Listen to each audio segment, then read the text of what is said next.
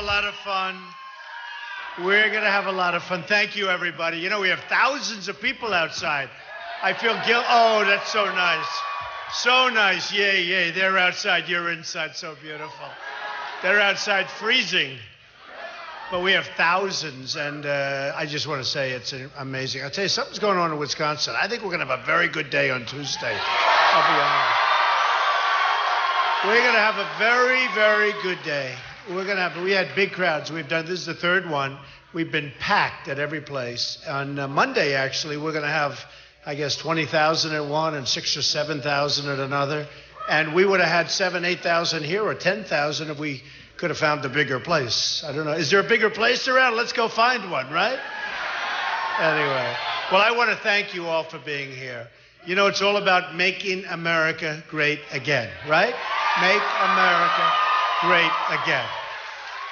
Our country is suffering. We're suffering. We see what's going on. And, you know, I look at numbers, and I must tell you, Scott Walker's been a nice guy. And I've been nice to him. I gave him like about $50,000 or $100,000 in his campaign. He gave me a plaque a little more than a year ago. No, he gave me a plaque. I wish I had the money back, right? Give me the money back, Scott. But he didn't like the way I treated him. He ran for president. I ran for president. I won. So therefore, you want to have Trump, right? I mean, we want to have Trump. And, you know, the reason I won, to be honest with you, I was very nice to me. He was very nice to me. Then he had a fundraiser, and his fundraising person made a mistake. He said very nasty things about me.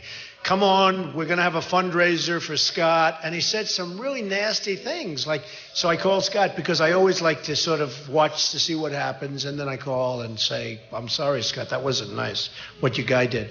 And I started talking about the problems that they have in Wisconsin. Now, you know, I have a lot of friends in Wisconsin. It's an amazing place and a great place. But they have difficulties. I just wrote down 20% of the manufacturing jobs have left since the year 2000. People don't know this stuff. And, you know, when Scott came out, he was in first place. And after I went after him, he left. That was the end of Scott. That's the way it should be. Don't you want that for your president? I mean, you know. Now, the Journal Sentinel, I don't know if you like it or don't like it, but the Wisconsin is chronically lags the rest of the United States in job creation. So in job creation, Wisconsin lags. Also, Journal Sentinel, let's say, keeps wages depressed because of other jobs, depressed wages. Also, a lot of the work and a lot of the jobs, they pay a very small amount, and a lot are in the healthcare industry, which really is not a lot of high-end jobs, because we're losing our jobs to Japan, to China, to Mexico. You know all about it. We're losing our jobs, our good jobs. We're losing to other places. Sort of interesting. I'm a big buyer of things, and I buy Warsaw Windows, not so far from here.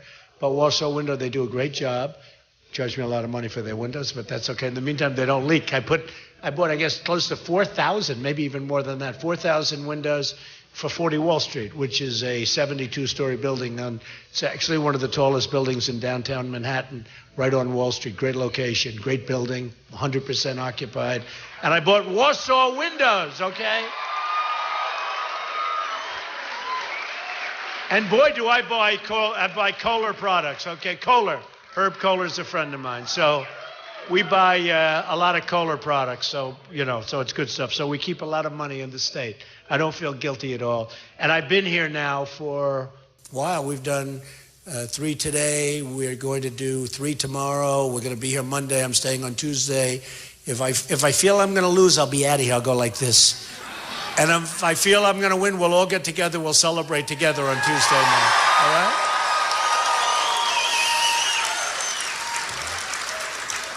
In Wisconsin, household income has declined since the year 2000. Not good. It's not good. Look, the bottom line, it's like the country. And you're in the middle of the pack. For the states around the area, you're in the middle. So when Scott, you know, goes out and endorses Cruz, I understand that. Cruz will never bring you to greatness, let me tell you. He's a politician. He has money coming in through all sorts of different people that he thinks, you know, like on his financial disclosure form. He didn't disclose that he had $1 million in loans from Citibank and from Goldman Sachs. He hasn't disclosed it. He forgot to put it on. He said, I forgot. Lying Ted. Lying Ted. Lying Ted. What does he hold up high before he lies? The Bible. He holds the Bible high, he puts the Bible down, and then he lies. Lying. No, he's a liar, I'll tell you. I've met a lot tougher than Ted, but I never met one that would lie as much. Not a good liar, though. He always gets caught. You know, a good liar doesn't get caught. What he did, like as an example, to Ben Carson, I think that was terrible, in Iowa. Ben endorsed me, great guy, and Ben is, in Iowa, and Ted said, he has left the race. This is on election day, folks, they're voting. And he let everybody know, and it's a caucus, so it's not where you just wait. They walk in, they sat down, they explained that he left the race, and thousands of votes were taken away from Ben Carson by lying. And then Cruz called up later and apologized. Excuse me, about 10 minutes after the election ended. That somehow doesn't help, right? Doesn't help. So, look, this is what we have. These politicians are never going to take us to the promised land, and certainly Cruz isn't. Does he get along with anybody? Nobody likes him. I mean, think of it. The senator that he most respects in the world is Jeff Sessions, a great, great guy from Alabama, right? Senator Jeff Sessions. And in the first part of the race, he kept talking about Jeff Sessions, Senator Sessions, and then Senator Sessions endorsed me. And he said... And look, he knows, because he understands we have right now $19 trillion in debt, going up to 21 because of the crazy omnibus plan that was just passed, the budget that was just passed, which is one of the worst budgets I've ever seen. And it went so fast 3 months ago. They passed the omnibus. Does everyone know what I'm talking about? One of the worst. It funds illegal immigration. It funds ISIS coming in, or whoever comes in, because we don't even know who's coming in. We have people coming in from Syria on the migration, thousands and thousands of people. We have no idea who they are, where they come from. There's no documentation. We have to be crazy. No, I will tell you, they're going home. If I become president, we have to. We have to. We have no choice. Where are these people coming from? I mean, where are our leaders coming from? What are they doing? We have no documentation, and you see what's going on in Germany. You see what's going on in Sweden, a small part of Sweden where they took a lot of people in. It's like a disaster. You see what's going on in Brussels. Brussels, 25 years ago, was incredible. I made a statement about Brussels recently, and it was very harsh. I said it's like living in a hellhole, because I have a lot of friends that go to Brussels. It's a financial capital.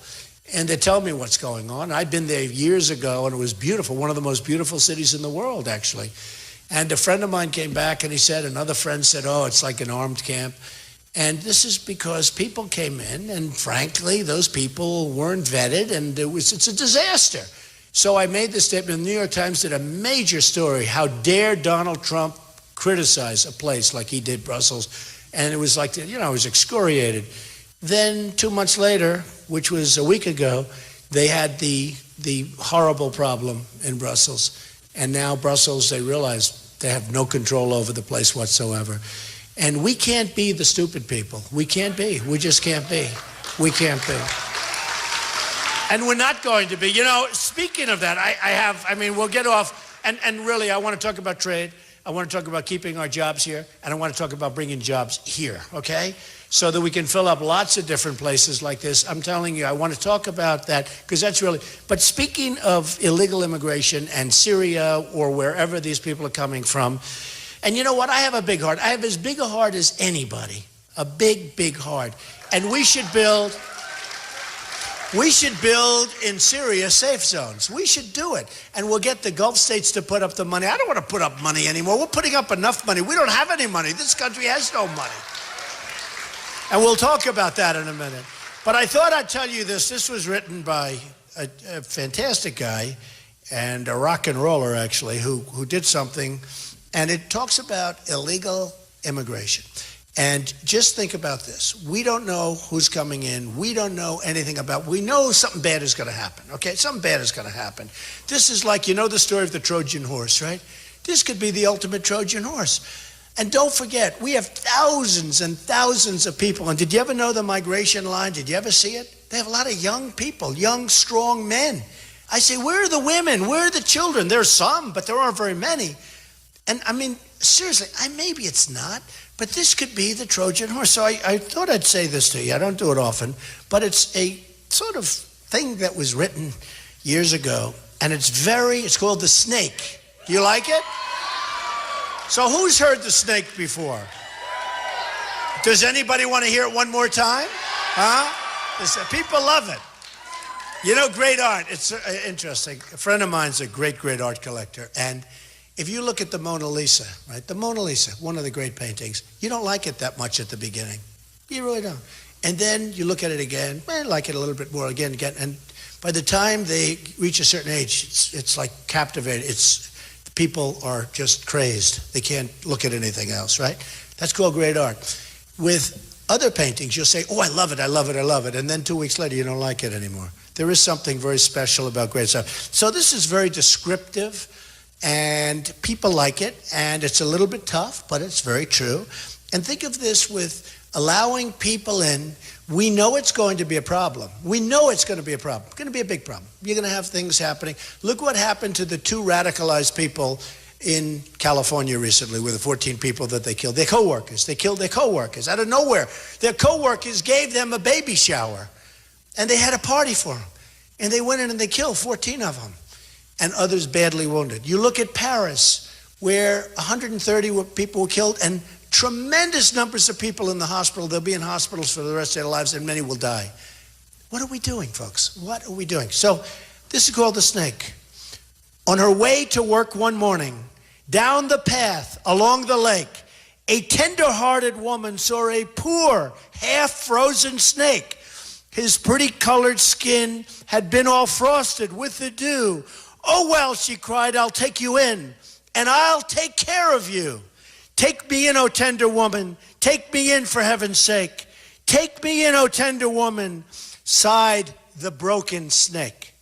She wrapped him up all cozy in a curvature of silk, and then laid him by the fireside with honey and some milk. Now she hurried home from work that night.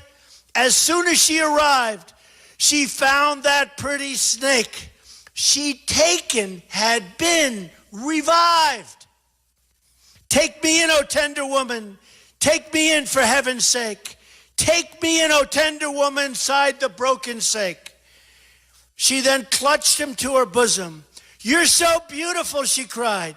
But if I hadn't brought you in by now, oh heavens, you just definitely would have died. Now she stroked his pretty skin, and then she kissed him and held him tight. But instead of saying thank you, that snake gave her a vicious bite. Take me in, O tender woman. Take me in, for heaven's sake. Take me in, O tender woman, sighed the vicious snake. I saved you, cried the woman, and you've bit me. Heavens, why? You know your bite is poisonous, and now I'm going to die. Oh, shut up, silly woman, said the reptile with a grin. You knew damn well I was a snake before you took me in. Right? Right? No, I don't think so. You think Kasich does that? I don't think so. I don't think so. You think Ted Cruz does that? I don't think so. No, I don't think so. So look, we have so many. It's such an honor. You have seats and yet you're standing. That's excitement, right? Look at this guy. I won't tell you. You know, it's interesting. Last time, a couple of days ago, I love you too, dog. Who said that? So beautiful. Thank you, honey. I love you too. That's why I'm doing this, to protect people like you. Ivanka just had a beautiful grandson from me. And that's why I'm doing it. People say, actually, I was on a great radio show this morning, and he said to me, we had a great talk, and then he said, Mr. Trump, can I ask you one more question? Why are you doing this? You've built up a $10 billion net worth. You have a great company. You have a great family. And here you are on Saturday morning at 6:30 in the morning talking to a radio show. Why are you doing this? I actually said, good question, right? But I said, you know what? My whole theme is make America great again, true. Make America great again. We're going to make our country so great again. We're going to make it so strong again. I've gotten to see so many people. I mean, like today, thousands, at least 5,000 people are outside. I feel terribly about it, and we'll come back. But at least 5,000 people outside. The last time, it was worse. We had 7,000 or 8,000 people that were in this hall that was like a secondary hall, and we had, loudspeakers and stuff. But there's something going on. There's like a movement. It's been on Time magazine 4 times now over a short period of time. And it's a movement. What's going on is a movement. I'll tell you, Wisconsin is very important because I think we're going to win before we get to the convention. But if we get to the convention...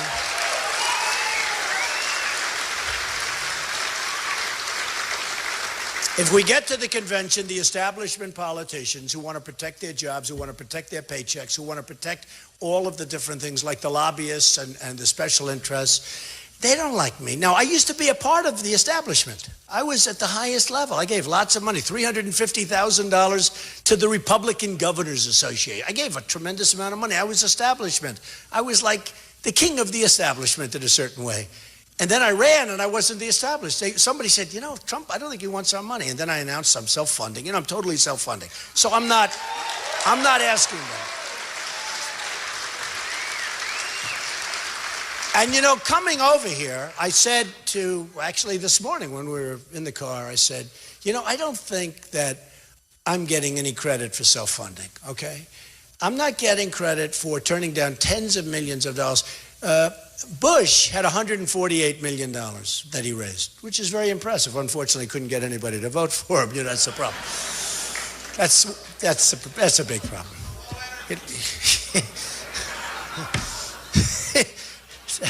Who said that? See, I won't repeat that. I just get myself in trouble. But it's very funny actually. It's called branding, right? Branding, forever branded. But Bush had $148 million. And, like in New Hampshire, he spent like tens of millions of dollars. I spent very little. I came in first. Then in South Carolina, other guys spent tens of millions, just so much more money. We came in first. But I'm self-funding, and I don't know that I get the credit for it. I don't know. When you go and you say, well, Cruz is okay. He's not, by the way. But let me tell you. No, he's not. He's not okay. He would do such a terrible job. Here's a guy who filibusters in the Senate. Now, say what you want about these senators. These guys have been there a long time. They're professionals. They're not, stupid people. And he stands up and he filibusters and he reads poems and he reads everything else and he's filibustering. I've had a day and a half. He's never done anything. He never gets anything approved. Then he says, Donald Trump will negotiate. He will negotiate. Of course, that's the way it was. Our founders sort of had in mind. You got to negotiate. But I'll negotiate well. I'm not going to be.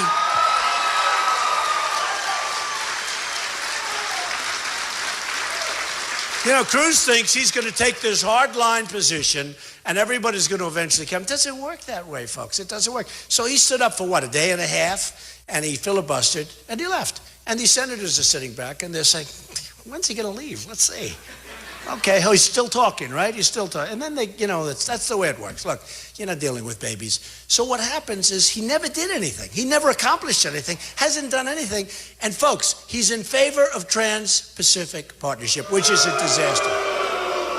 And worse than being in favor, and he really pushed it, but worse than being in favor, the single greatest weapon used against you and everybody, used against our country, is currency devaluation and currency manipulation.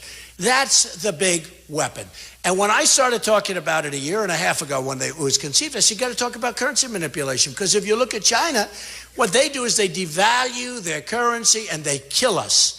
You look at other countries like Japan and others, they devalue their currency and they absolutely kill us. So you have to go out and you have to look at currency manipulation. And if you're not going to put that in, well, Cruz would not hear of currency manipulation. Now, somebody told him you can't do it.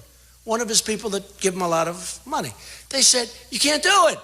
Why would he not allow currency manipulation?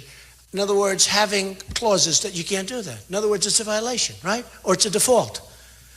It's no good. So Cruz, not only is he pushing it, which is terrible, but he won't allow the single biggest thing, a block, on the single biggest problem that we have, which is currency devaluations and currency manipulation. Now, you tell me that's going to be good for you? He's going to be a disaster, okay? I don't care. Somebody said, oh, you shouldn't say such bad things about he's a Republican. Give me a break, okay? I'm here. Hey, if it works, great. If it doesn't work, great. I'm going to either do a great job or I'll be waving hello. I'll be coming to Wisconsin to see my friends. I don't care. But look, they asked me, they said, why are you doing it? So many people, even my family, they say, Dad, why do you want to do this? I want to do it because this country has given me so much, and I hate watching what I'm watching on television. I hate seeing President Obama. True.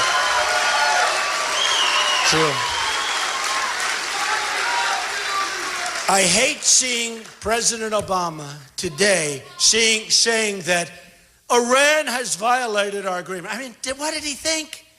He's now complaining about Iran violating the agreement. What the hell did he think? He's like a baby. He's like a baby. Now, can you imagine? I mean, the agreement's 2 seconds old.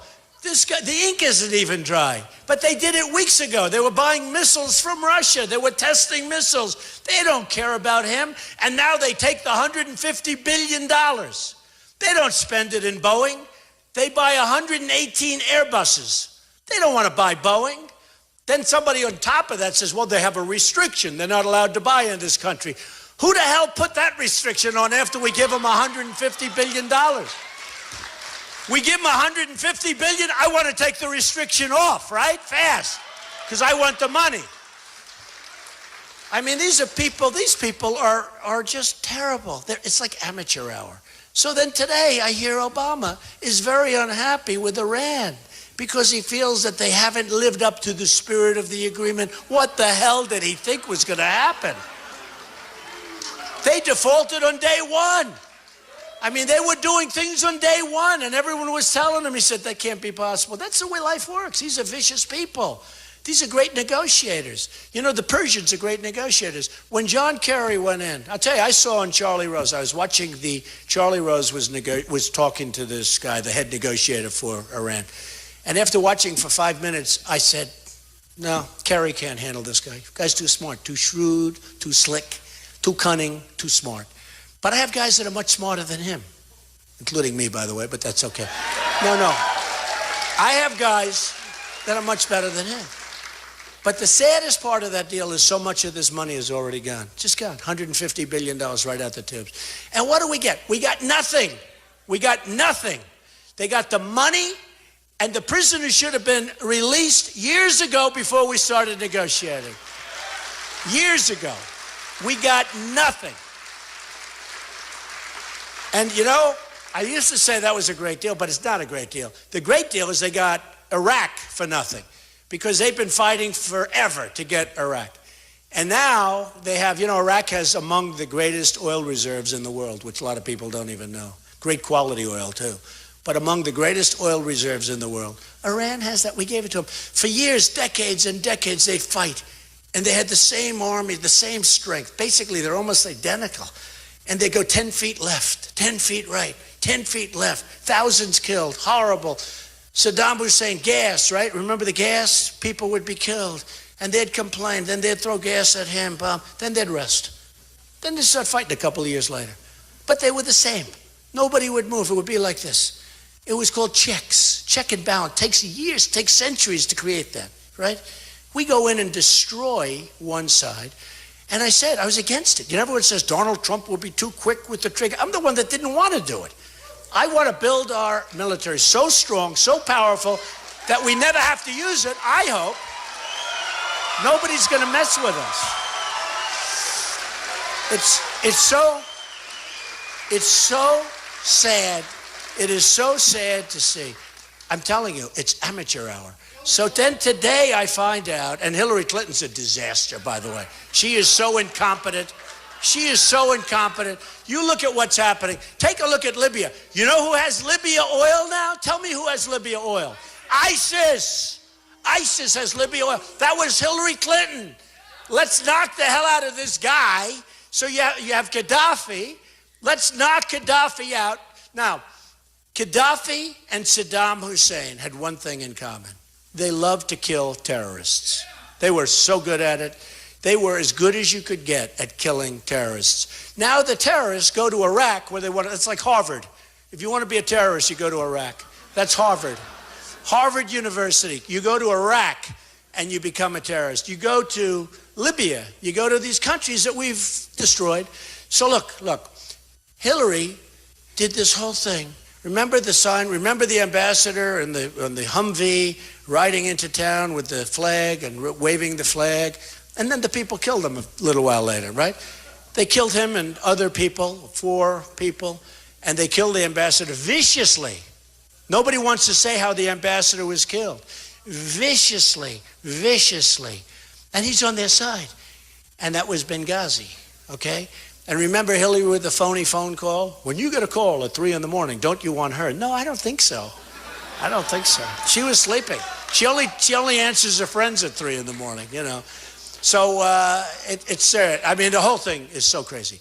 But I will do a great job. Now, so what happens is I'm on this big show about a week and a half ago, and I get asked about NATO. And the announcer, very good man, I mean, Wolf Blitzer, very good man. And he said, Mr. Trump, what do you think about NATO? Now, just so you understand, I'm not a big NATO expert. I've been building buildings and doing deals all my life. You know, that's what I made over $10 billion doing this stuff. And I built a great company. And I filed a company. I put the company in with the federal elections. And the press, these guys, they went just absolutely crazy because they were hoping, you know, I'm a private guy, so they didn't know. And it turned out to be much bigger, much stronger. I mean, it's a company with some of the greatest assets in the world. Some of the greatest. I mean, Doral, Turnberry in Scotland. I own things that are phenomenal. Buildings in Manhattan. Great stuff. I mean, the largest bank in the world is a tenant of mine in one of my buildings in Manhattan. And that bank happens to come from China. The large, they have 400 million customers, okay? I said to the chairman, I said, so when we signed the lease, I said, so how do you compare, let's say, in size to Citibank? He said, Citibank is like a small subsidiary. It's just a little bank. It's like, forget it. This is a monster bank. And, you know, and by the way, China, they're great. Mexico, great. All of these countries are great. I'm not angry at them. I'm angry that our leaders are so stupid that these countries can take advantage of us. I'm not angry at those countries. I mean, I made a tremendous amount of money dealing with China. And you know, and as far as Hispanics are concerned, I won the state of Nevada. I won, I think, 21 or 22 states. Can you imagine that? 22, can you imagine? And how about Cruz? Did you see him? He got up during one of the debates. I'm the only one that's beaten Donald Trump. I won, I think it was 5 at that time, 5 or 6. I won 5 states. I beat Donald Trump. I'm the only one.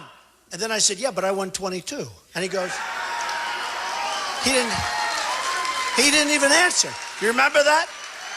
His expression. Do you remember his expression? I was in the Senate, because actually I've been in the Senate from the very beginning, right?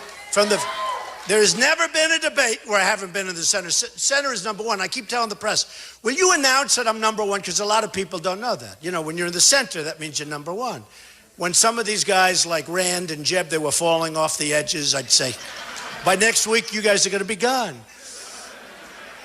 But I was always in the center. So he was over here, and he was talking about, I'm the only one. I said, yeah, but I mean, and that turned out to be a very famous internet picture. He didn't even argue with me. He just looked at me like this. Do you remember? It was the weirdest thing. He's a weird guy, I'm telling you. He is a weird guy, and he would get absolutely defeated. You know, I haven't even started on Hillary yet. I don't care about Hillary right now. I only care about the two. I only care about the 2 leftovers. Look, I started at 17. We had 17 people, all senators and this. Ben Carson, great guy, very accomplished guy, who by the way endorsed me, and he's phenomenal. He's in North Dakota right now making a speech for us. And Chris Christie, who endorsed me, great guy. And Sarah Palin, who just left, she was here. Sarah Palin. She just made 2 speeches. She was at the other 2 places. I said, look, this group is so great, you don't have to bother with them, Sarah. Go home. Go home. See? See what I do? That's called taking advantage of people that I know love me. But that's okay. I said, go home, Sarah. But you know, we have some great Sheriff Joe of Arizona. What? I got to tell you a story about life, about toughness. You know, like the Green Bay Packers, great Vince Lombardi. I've always been a big fan. I've always been. He was.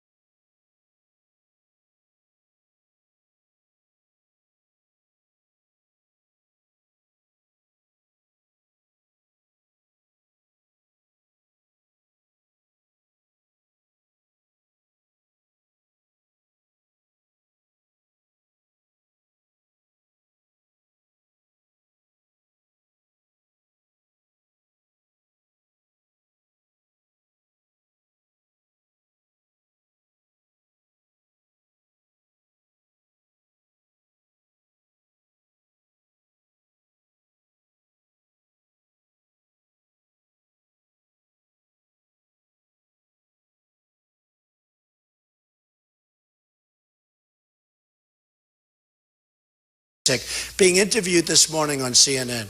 He was so bad. He was talking about the abortion issue. He was so bad. And I said, if I ever said that, it would be headlines all over the world. It was incredible. And I said, okay, I just asked, it's like 7 hours later. I said, did they write anything? No, nobody writes anything. Nobody writes. You think it's a double? He likes the word leftover.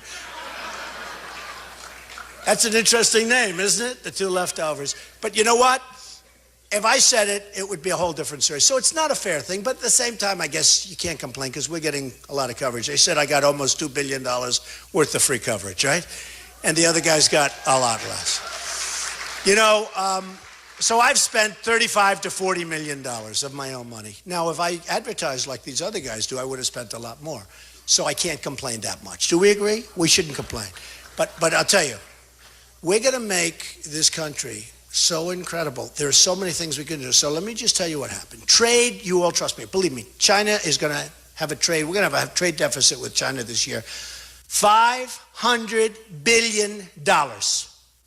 Then these stupid people, you know, I'm a conservative, but I'm a common sense conservative. You know, Walker copied my term. He said he's a common sense conservative. I've been using this term for the last. He also copied Make America Great Again. When he was running, I made a speech and got this fantastic standing ovation from a big crowd. He saw it.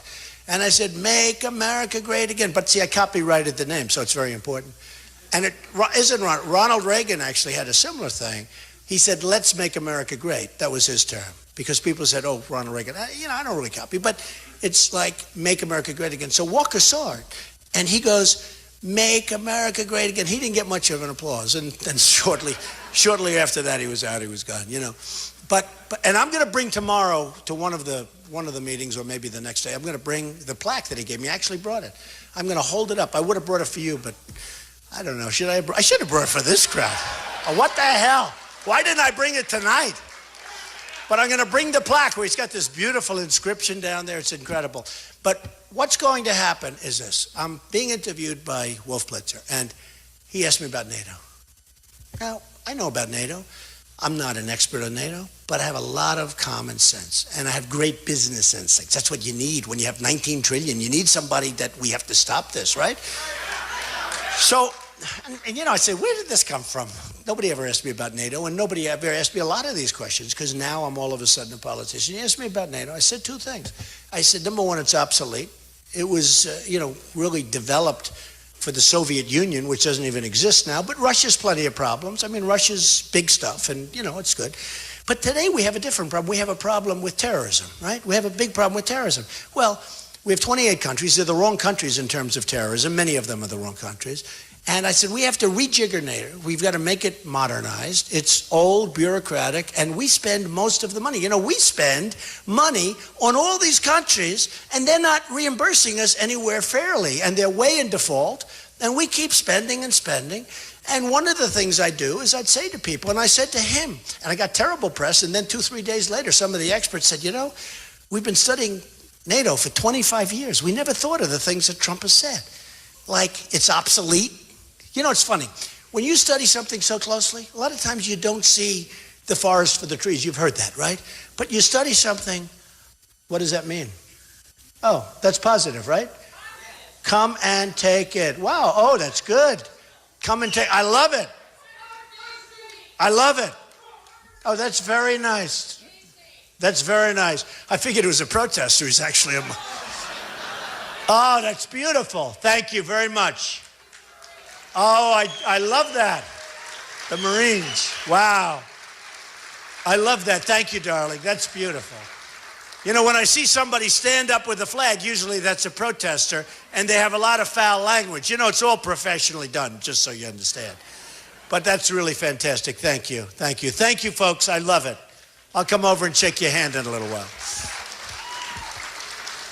No, those flags come up, and I go, whoa, protester, get them out of here. And then I say, wait a minute, that's friends. We can't do that.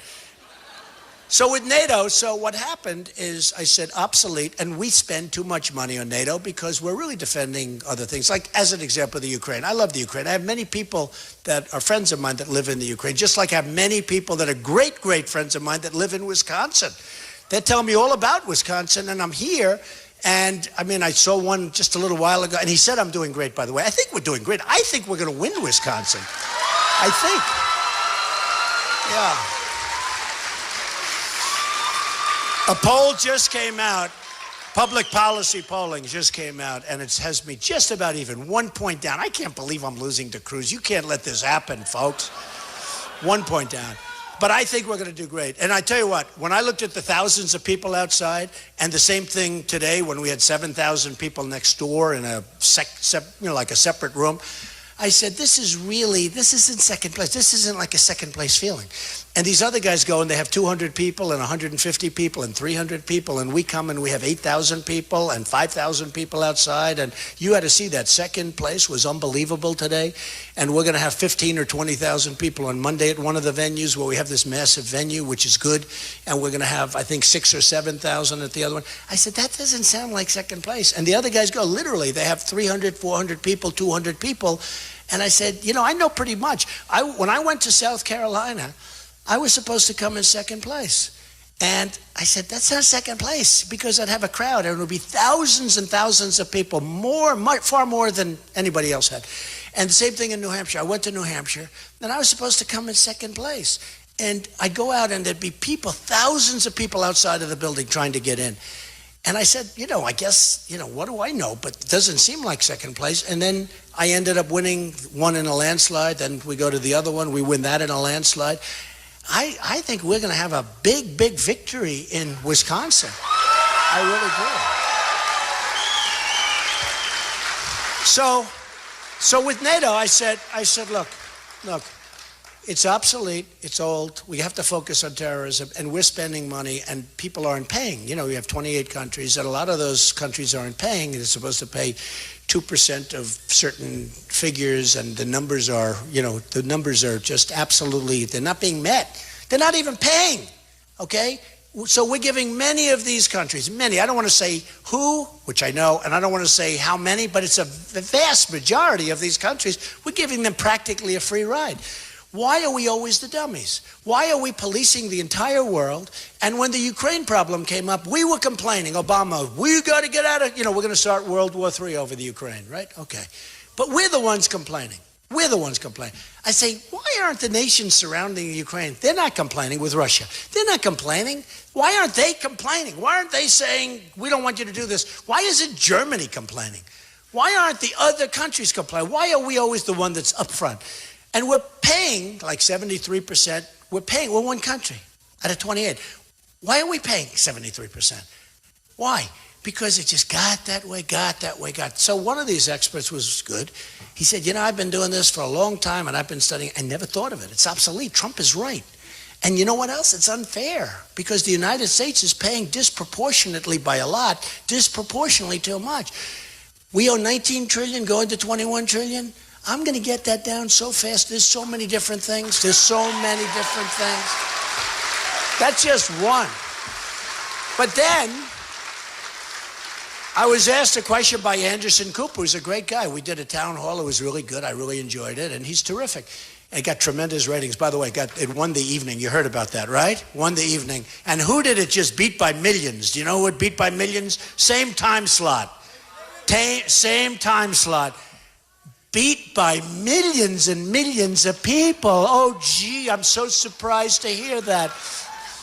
But it was a great thing. And we talked about Japan. And he said, well, what do you think about Japan? I said, look, here's the story.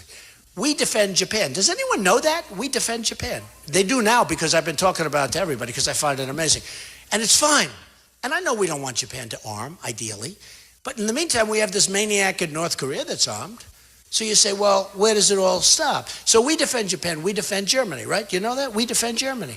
Now, here's the thing. They pay us, but it's a fraction of what we should be paid. And it's not a winner, okay? But we defend all these countries. We defend South Korea.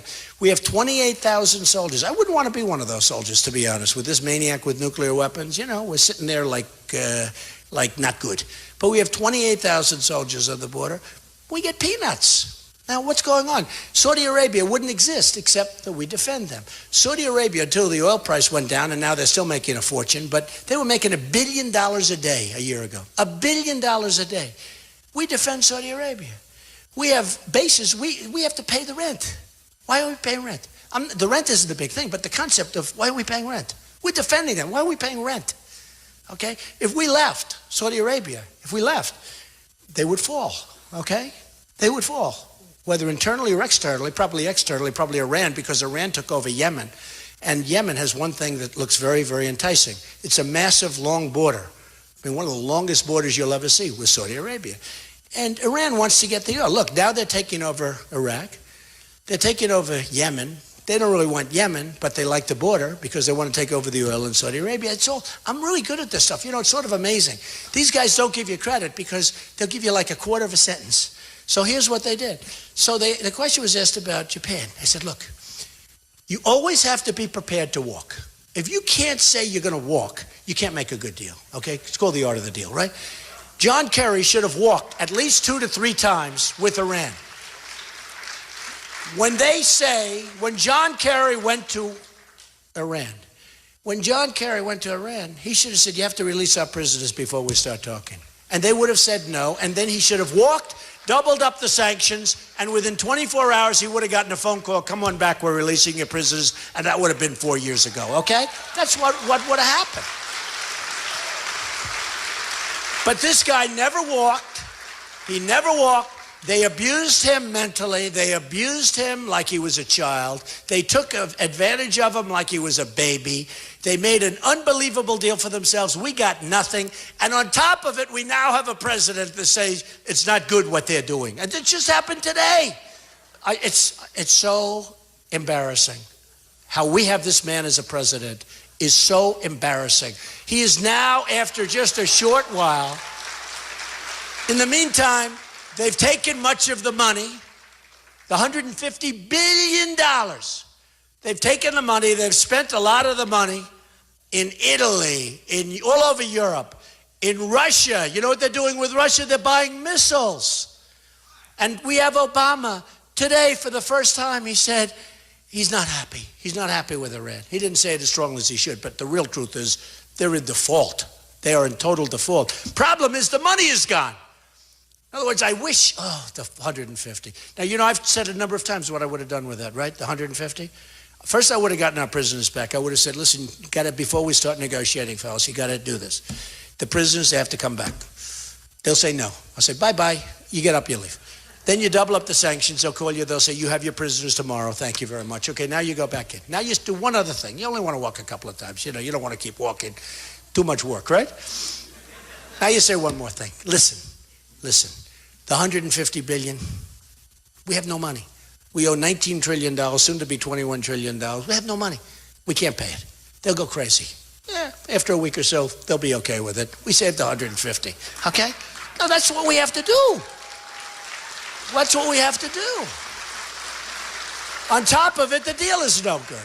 How would you like to make a deal when during the deal, they're over in Iran celebrating in the streets, burning the American flag, and screaming about how stupid we are that this deal is so good?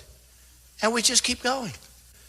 But the greatest was today. And I hate to say it. I mean, I wish Obama didn't even say it. It must have been hard for him to say it.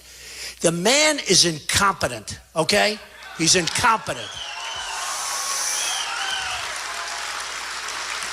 And it's sad to see. I mean, here's a deal that's a few weeks old, literally, and he's out there now saying he's upset with them. And anybody in their right mind would have known what he was getting into. He has no idea. He has no idea what's happening. And then today they talked to him about Trump, about nuclear weapons. He said, well, obviously he doesn't know about nuclear weapons. I know more about nuclear weapons than he'll ever know. I know what's right and wrong. So here's what happens. So I said, Japan. They said, now you have a maniac with nuclear weapons. He doesn't have a carrier system, but he's got nuclear weapons, right? And that's North Korea. And you have South Korea that's really, we're defending them. We're not getting what we should get. We're losing a fortune, but we're defending them. We're defending Japan. We're defending all these countries. So with Japan, I'd say, look, fellas, you got to pay up. We love you. You're our friends. We want to take care of you. That would be my first. And we might even walk once or twice, but that would be my first. And we'll also be prepared. Maybe it's better to let them defend themselves because we cannot afford to defend all these people. The world, the whole world, the whole world.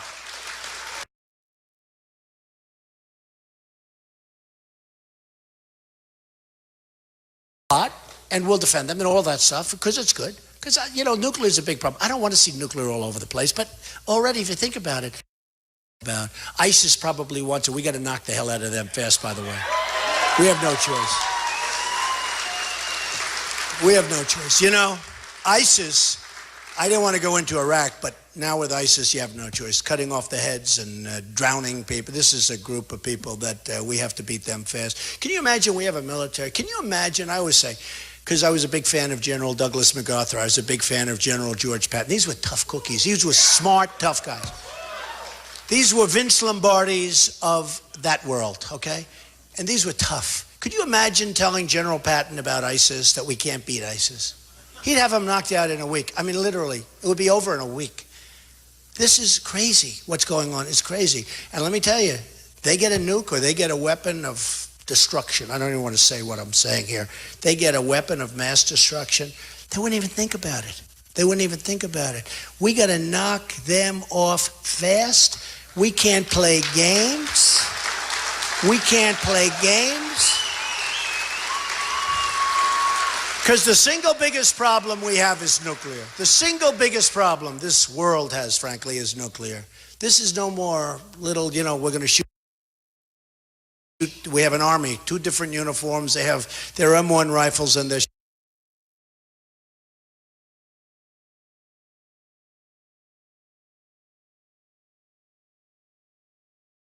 shooting each other. We're not in that anymore. We're into weapons each other. Because frankly, what's going on over there is disgraceful, but we can't allow this to happen. And I don't know if you know this story, but they cut the Christians' heads off and they cut others. But if you're Christian, boom, your head comes off. And if you are a Christian from Syria, this is during the old days, 5 years ago.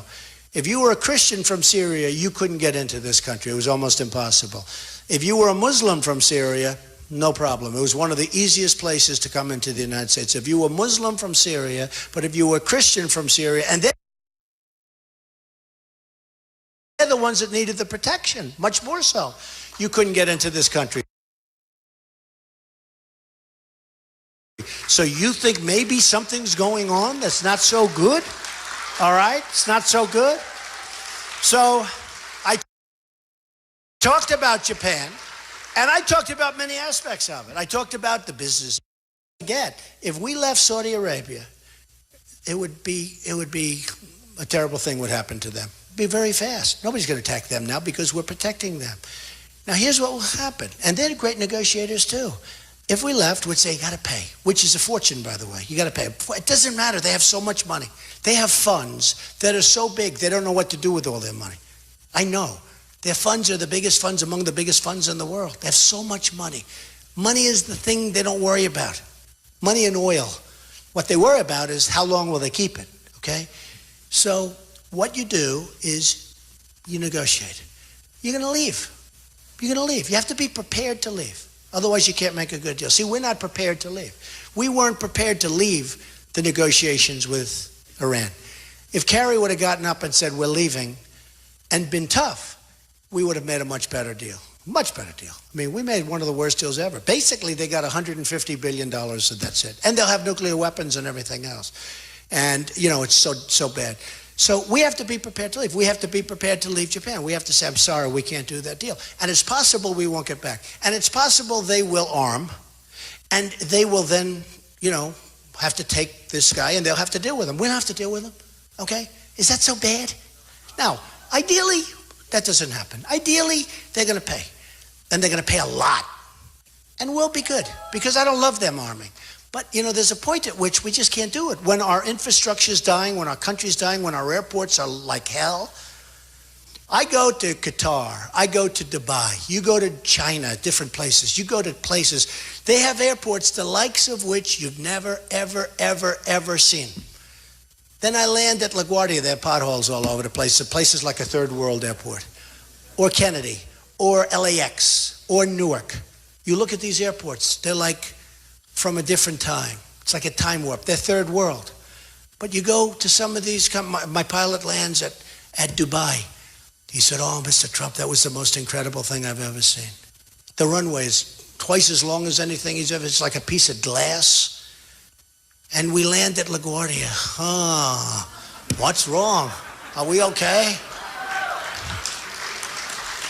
We're stupid. We have stupid people leading our country.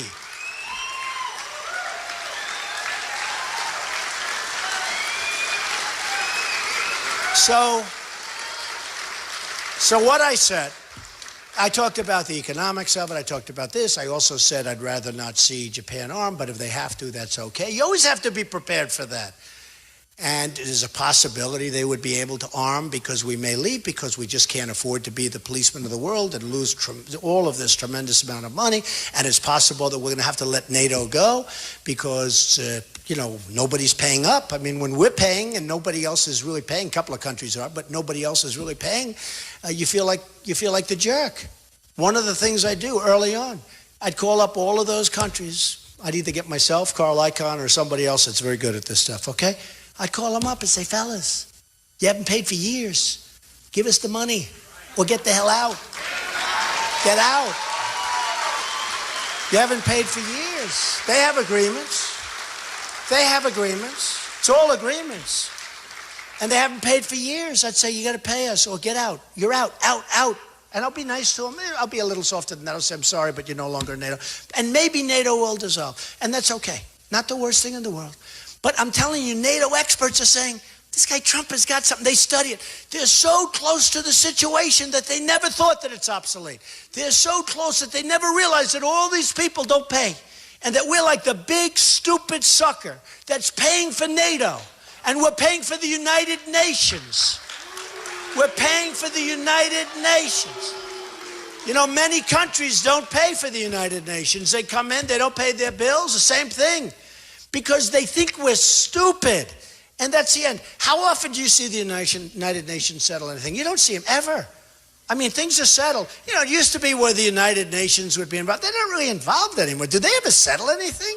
It's like, you know what it's like? It's a political club. I could tell you so many stories. I would have built their building for billions of dollars less money. I told them, when they renovated the United Nations, I was before the United States Senate, and I told them that I would build that building for billions less. And they said, no, we want to build it ourselves.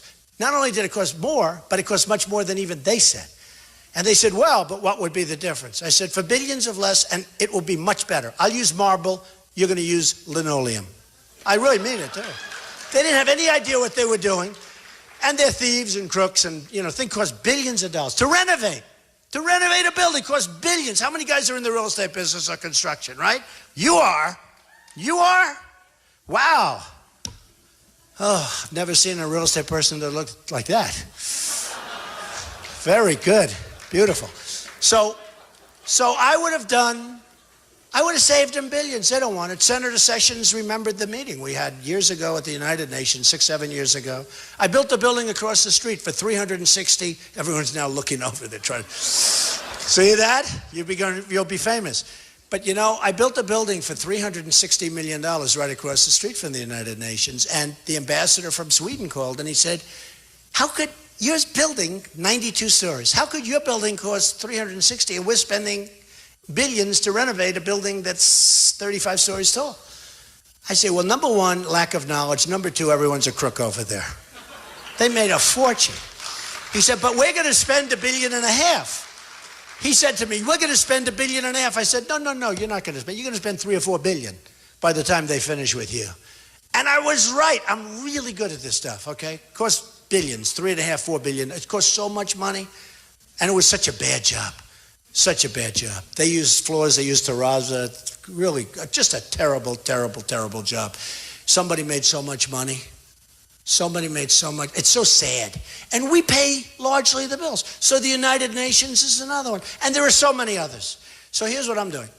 I'm going to bring our jobs back. I'm going to bring them back to Wisconsin. I'm going to bring our jobs back.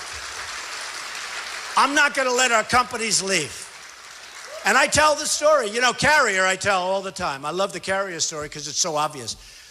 2 months ago, they announced they're leaving the United States. They're moving to Mexico. I said, oh, that's all right. Moving to Mexico. Just like that. 1,400 people gone. Great jobs. They did a great job for 30 years. They did a great job making air conditioners, these people. Now they're wiped out. So the conservative dopes, the guys from the National Review and these dopey people, they think, oh, we're conservative. Well, I'm more conservative than them on virtually every subject. But on trade, I'm a free trader. But you can only be a free trader if your leaders are smart. If your leaders are stupid, you can't be a free trader because they're going to, do numbers on us. So Carrier's leaving. So Carrier said they're moving to Mexico. Oh, that's great. So I tell the story all the time. I call up Carrier. I say, listen, here's the story. Meaning I or one of my people, that I have all the best people, right? I call up, say, Mr. President. And my wife wouldn't let me call Carrier because she'd say it's not presidential. I'm not supposed to be calling as president an air conditioning company. But I'll do it anyway. It's so easy. It's just 5 minutes, darling. I love doing it. I love it. And I say to him, listen, good luck with your plant. I hope you do really well. I hope you sell lots of air conditioners. But now we have a real border. We have a real border. And every air conditioner that comes into the United States, you're going to pay a 35% tax on that air conditioner. Okay?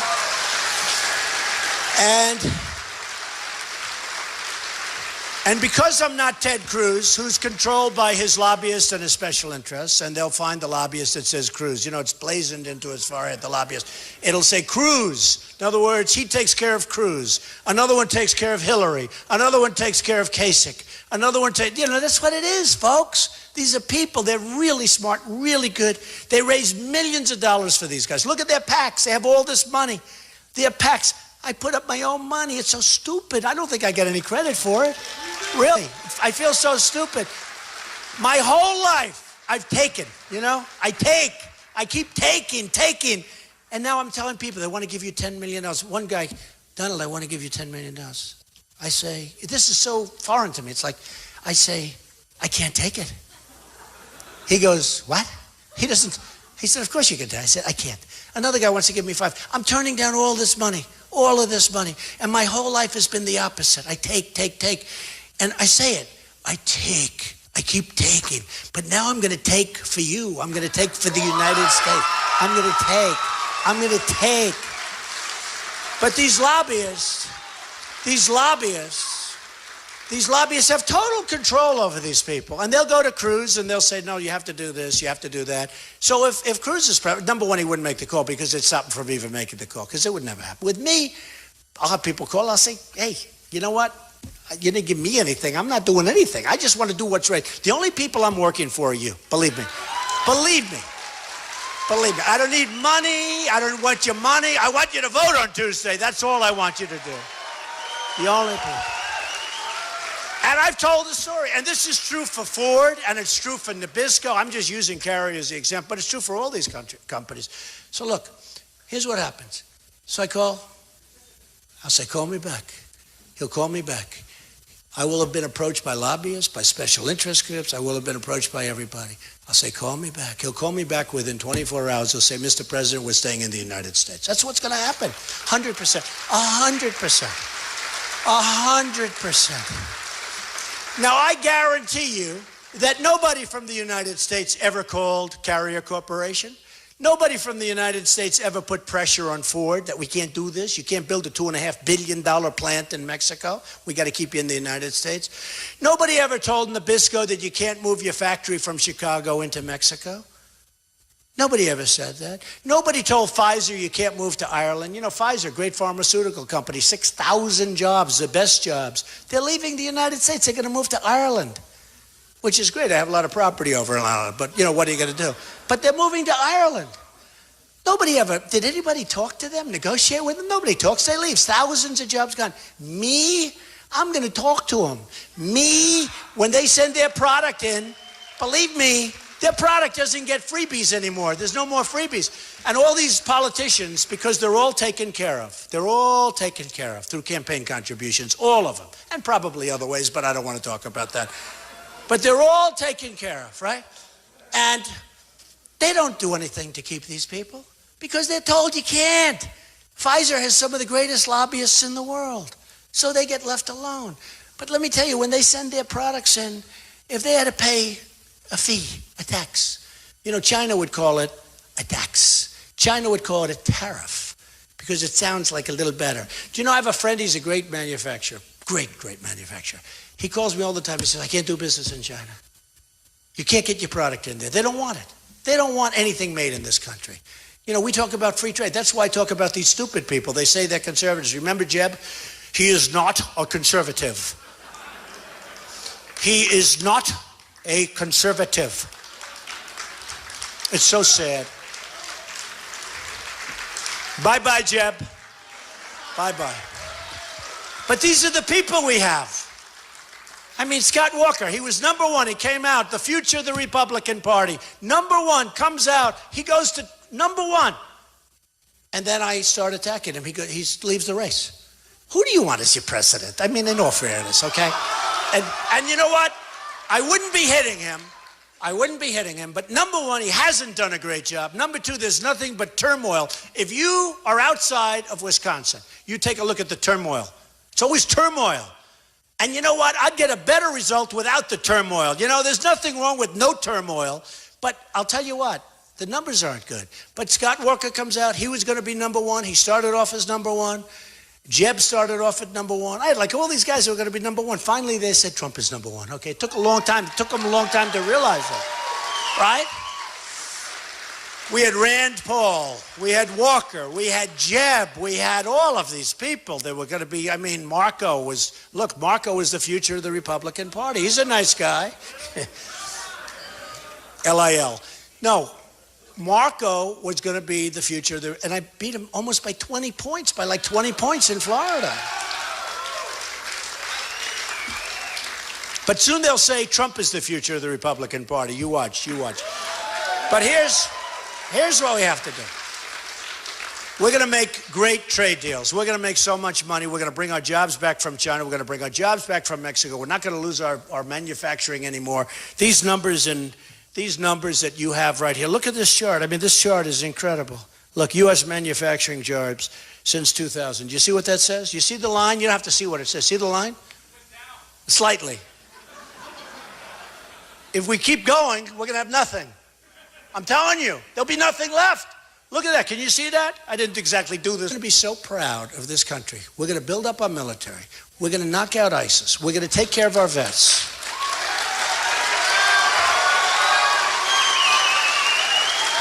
We're going to have a strong border. We're going to have a great wall that Mexico is going to pay for. We're going to get rid of Common Core, and we're going to have local education.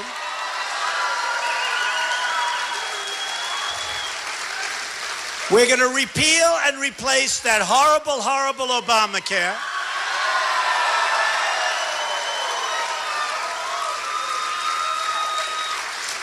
And I'll tell you, here's a story. So it's sort of like, why do you do it? I didn't need this. I didn't need that, although I enjoy it. Because we have a movement going. You look at Time magazine. There's a movement. This isn't like a normal thing. This has probably never happened before.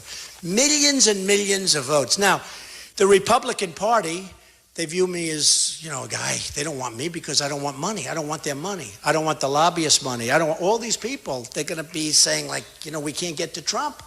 Because it's a crooked system, we can't get to Trump. So I got all these people against me. That's why it's important that I win. I don't want to go in there looking at the second ballot, because it's probably, with the way the thing is, it's crooked as hell. Hey, look, what happens? I win the state of Louisiana, okay? Now, I'm a little bit younger then, because it was a couple of months ago. I learned. I go in, I made speeches. I had a speech the final night in this massive hangar. I pull up in my plane, I get out of my plane. Thousands and thousands of people in Louisiana. Great place, great people. I go into Louisiana, I make a speech, I make another speech, I'm all over. The election gets held. I win. Donald Trump wins the state of Louisiana, right? That's the good news. The bad news is because it's should I use the word crooked system? Crooked? The bad news is because it's a certain type of system, I win the state. I get thousands of more votes than Cruz. Thousands. I got fewer delegates than him. So I said, no, think of it. So I said, wait a minute, because I'm looking at the delegates. I said, wait, why does he have more delegates than me? I won the state. By the way, I just won Missouri, by the way, so I'm sure you have.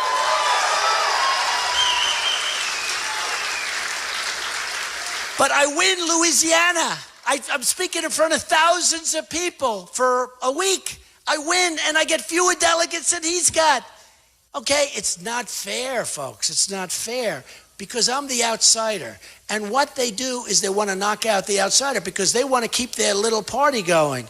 And the reason our country owes 21 trillion, not billion, trillion dollars, okay? The reason we owe all of this money is because of this system. So here's what we got to do. We're going to win so much. What you have to do is go out and vote. Get every person you know. You can cross lines. If you're Democrat, if you're independent, if the people that are voting for me a lot, people that never voted before. We have a huge, I never realized. When I do, the scrum, I do the signing, I do whatever, I shake hands with people. So many people say, Mr. Trump, they're 30, 40, 50, 60. One woman is 93 years old from Tennessee, like this great woman, beautiful woman. She's incredible. She's going to vote for the first time. And she voted for the first time because I won the state of Tennessee. I'm winning all these states. But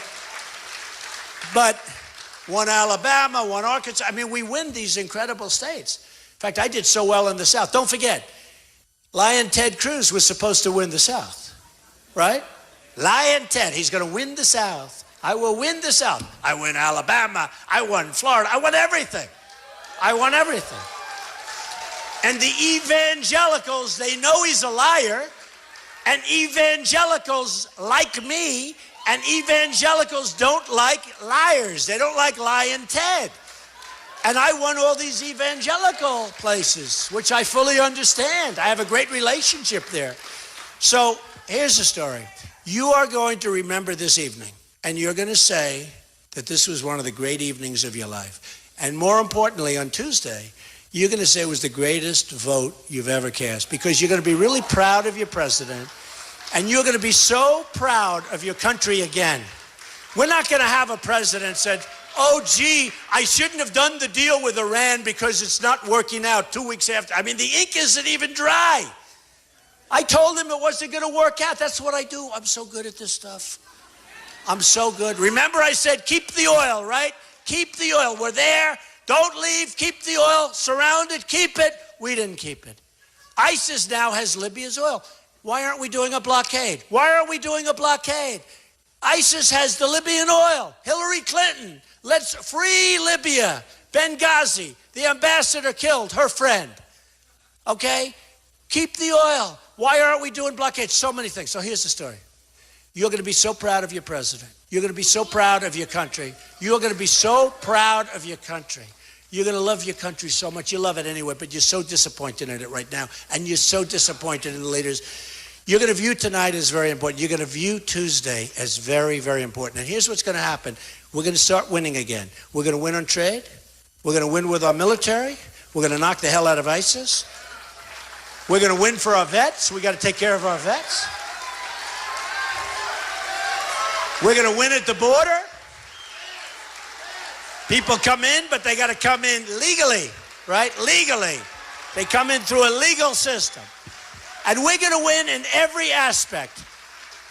And you're going to say, that was a great day when I voted for Donald Trump. So, folks, I want to thank you. So important. Winning Wisconsin. If we win Wisconsin, I think it's over. If I don't win it, I don't think it's over. I think, we have a good chance because we're way up in New York, way up in New Jersey, way up in Pennsylvania. But I want Wisconsin to win it for me, okay? So go out and vote on Tuesday, and I promise you, you will be so proud of this country again. Thank you, everybody. Thank you. I love you. Thank you. Thank you. Thank you, everybody.